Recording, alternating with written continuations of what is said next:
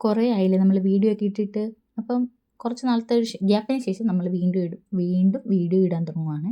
അപ്പം കണ്ടിന്യൂസ് ആയിട്ട് ഇടണം എന്നാണ് എൻ്റെ ഒരു ആഗ്രഹം.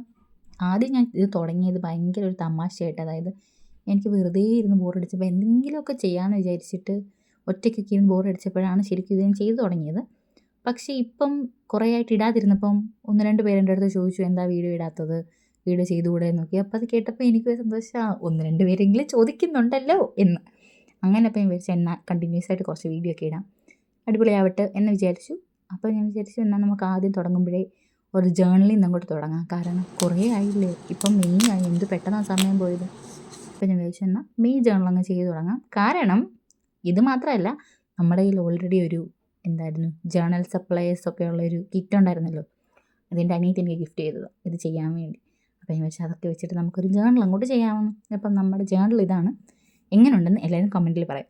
പിന്നെ അങ്ങനെ കണ്ടിന്യൂസ് ആയിട്ട് വീഡിയോ ഇടണമെന്നുള്ള ആഗ്രഹം കൊണ്ട് ഞാനൊരു സീരീസ് ആയിട്ട് ഉടനെ വരുന്നതായിരിക്കും. അപ്പം നമ്മൾ എല്ലാ ദിവസവും വീഡിയോ ഇടും.